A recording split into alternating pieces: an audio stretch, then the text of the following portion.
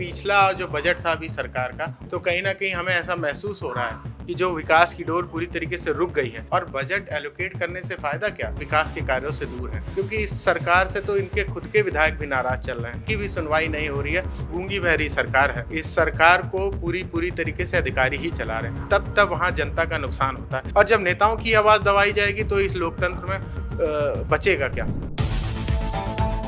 मौजूद है हमारे साथ कप्तानगंज विधायक अतुल चौधरी।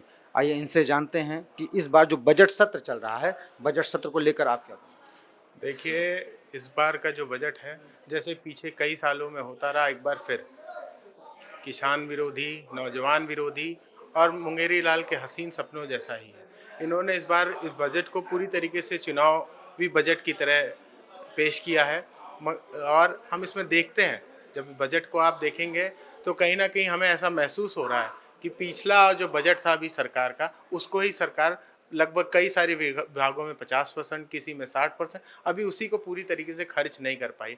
और बजट एलोकेट करने से फ़ायदा क्या, कि जब आप उससे खर्च ना कर पाओ, खर्च नहीं हो पा रहा है, इसका मतलब कहीं ना कहीं आप विकास के कार्यों से दूर हैं। तो हम तो यही उम्मीद करते हैं, मैंने सदन में भी जब मौका मिला तो मैंने सरकार से यही पूछा कि आप बजट एलोकेट करते हो मगर उसको पूरा यूटिलाइज कर लो, तो कहीं ना कुछ तो काम होगा, कहीं तो काम होगा। मगर आप जब बजट ही नहीं इस्तेमाल कर पाओगे तो कहीं ना कहीं जो हम सब लोगों के आशीर्वाद से यहाँ आए हैं, तो उनके ये जो मंशा है कि सरकार से कि कहीं ना कहीं विकास हो, उनका काम हो, सड़क बने, बिजली आए, तो ये सब होता हुआ दिख नहीं रहा है।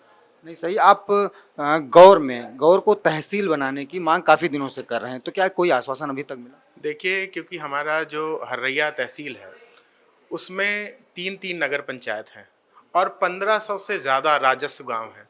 लगभग हर्रैया विधानसभा, कप्तानगंज विधानसभा का अगर 10% छोड़ दें तो पूरी ये दोनों विधानसभा एक ही तहसील से चलती हैं। तो कहीं ना कहीं जो गांव के लोग होते हैं, उनको ज़मीन का और तमाम चीज़ें के लिए तहसील पे जाना होता है। तो इतनी बड़ी तहसील होने के नाते उनकी समय से उनकी समस्या को निस्तारण नहीं हो पाता। इसीलिए मैंने जब भी सदन में मौका मिला, मुख्यमंत्री जी से निवेदन किया, सदन में इस बात को उठाया कि हर हालत में हमारे जो गौर ब्लॉक है वो थोड़ा सा पिछड़ा इलाका है, वहाँ पर अगर तहसील बन जाए तो वहाँ उस क्षेत्र का भी विकास होगा और हमारे क्षेत्र के लोगों को काम में भी आसानी मिलेगी। मांग की है, काफ़ी दिनों से मांग कर रहे हैं, लेकिन क्या कोई आश्वासन मिला कि बनने?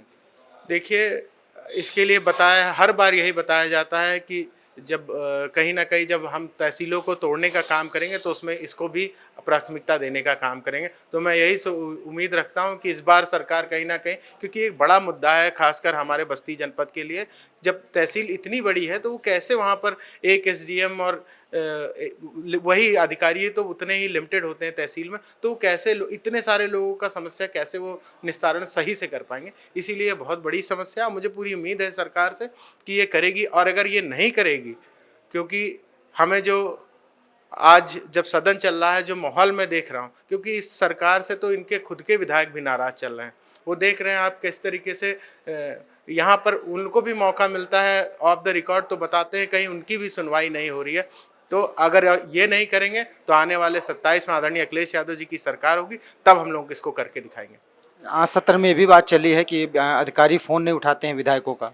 देखिए, इस सरकार को पूरी तरीके से अधिकारी ही चला रहे हैं और जब नेताओं की ताकत को घटाती है सरकार, तब वहाँ जनता का नुकसान होता है। क्योंकि एक नेता होता है, उसको हर 5 साल पे एग्ज़ाम देना होता है। अधिकारी तो एक बार एग्ज़ाम देके 60 साल के लिए हो जाता है, मगर नेता को हर 5 साल पे एग्ज़ाम देना होता है। इसीलिए वो कहीं ना कहीं ज़मीन से जुड़ा हुआ, गरीबों से जुड़ा हुआ, जिनको दबाया जाता है, उनकी आवाज़ को उठाने का काम करता है। और जब नेताओं की आवाज़ दबाई जाएगी तो इस लोकतंत्र में बचेगा क्या? 2027 में फिर विधानसभा का चुनाव आ रहा है, तो आपके क्या मुद्दे रहेंगे? देखिए, महंगाई, बेरोजगारी और जो विकास की अभी बात हो रही थी कि जो विकास की डोर पूरी तरीके से रुक गई है, यही हमारा मुद्दा है। आज पूरी तरीके से जो किसान हैं वो आंदोलित हैं। आप देखिए, गन्ना की अगर हम बात कर लें, क्योंकि हमारा बस्ती जनपद गन्ना कैश क्रॉप की तरह है, वहाँ पे बड़े पैमाने पे लोग गन्ना पैदा करते हैं, मगर गन्ने का बढ़ाते रेट बढ़ाया तो 30 रुपया, उसमें भी लदाई ले ली जाती है और घटतौली की जाती है, जिसकी बारह हम लोग शिकायत करते रहते हैं। मगर उसके बाद भी जो आज 30 रुपये बढ़ा है, उसके बाद भी उनका पूरा दाम नहीं मिल रहा। तो इसीलिए मैंने सदन में भी मांग की कि उसका गन्ने का दाम 500 रुपये प्रति कुंटल, अगर ये वाकई में किसानों के हित के सोचती है तो 500 रुपये प्रति कुंटल करना चाहिए। आपने कप्तानगंज में आपके चौराहे पे आए दिन काफ़ी दुर्घटनाएं होती रहती हैं, इसके सापेक्ष आपने मांग किया था फ्लाईओवर की, तो क्या उसमें कुछ हुआ? देखिए, हमने मांग किया था, मैंने माननीय सांसद जी से भी निवेदन किया था, तो माननीय सांसद जी ने इस मुद्दे को बहुत ही मुख्यता से दिल्ली में भी उठाने का काम किया। तो मुझे उम्मीद है कि जो हमारे बस्ती जनपद में सिर्फ कप्तानगंज ही नहीं, पटेल चौक ले लो और ऐसी कई महत्वपूर्ण जगह थी, तिलकपुर ले लो, महत्वपूर्ण जगह थी कि जहाँ पे पुल की ज़रूरत थी, जहाँ पर आए दिन एक्सीडेंट होता था। मुझे लगता है कि कहीं जो हमें जानकारी मिली है कि वो प्रोसेस में है और बहुत जल्द ही वहाँ पर पुल बन जाएगा। तो लोगों की जो हम चाहते हैं कि पुल बनने से जो हमारे कई बच्चों की भी वहाँ जान गई, ऐसी दुर्घटनाओं से हम उनको बचा पाएंगे। बिल्कुल, सत्र में आपके कौन कौन से क्वेश्चन इस बार हैं?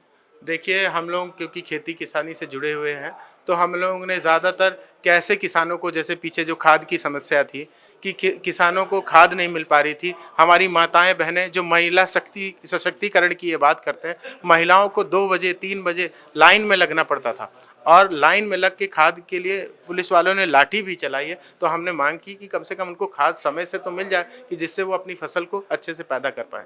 हलुआ से आइला घाट की तरफ जो सड़क जाती है काफ़ी जर्जर है, काफ़ी टूटी हुई है, तो उस पर भी आपने कोई मांग की थी सड़क के लिए? जी, हमने मांग की थी क्योंकि वो हमारे कप्तानगंज विधानसभा में एक लाइफ़लाइन की तरह है। जब हम बभनान नगर पंचायत से हलवा होते हुए जो सोन्हा को जाती है, अगर ये रोड का चौड़ीकरण, उच्चीकरण हो जाएगा, तो ये हमारे विधानसभा में एक तरीके से विकास का जो सबसे महत्वपूर्ण रास्ता होता है वो सड़क ही होता है। क्योंकि मैंने सदन में भी इस कुछ चीज़ को कोट किया था। हमारे राष्ट्रीय अध्यक्ष कहते हैं, if you'll double the speed you will triple the economy. मतलब अगर आप जाने में आपको सुविधाजनक होगी, व्यापारियों को अपना सामान लाने में, किसानों को अपना फसल ले जाने में। अब आए दिन आप देखते होंगे अगर, तो वहाँ जो गन्ना किसान है उस इलाके में बड़ा बेल्ट है जहाँ पे गन्ना किसान है, मगर वहाँ रोड अगर पतली है तो उनको ले जाने में भी असुविधा होती है। तो अगर वो रोड बन जाएगी तो हमारे उस क्षेत्र के लिए बहुत बड़ा ये काम होगा और मुझे पूरी उम्मीद है कि उस सड़क को हम करवाने में हमें कामयाबी मिलेगी। आपके ही क्षेत्र में भैंसाहवा घाट एक पड़ता है जो बढ़नी से बगल में पड़ता है, वहाँ पे पुल की मांग काफ़ी लोग काफ़ी दिनों से कर रहे हैं, वहाँ की जनता कर रही है, इस पर आप?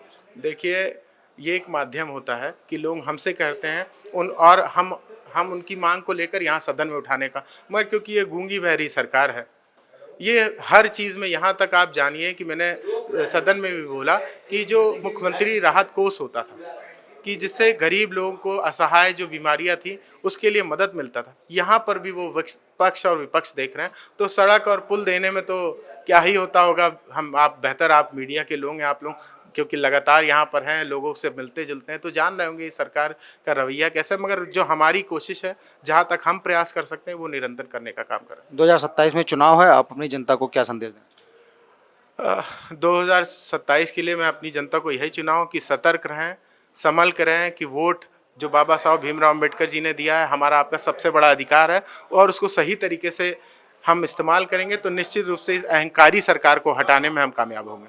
युवा वर्ग को कैसे जोड़ेंगे?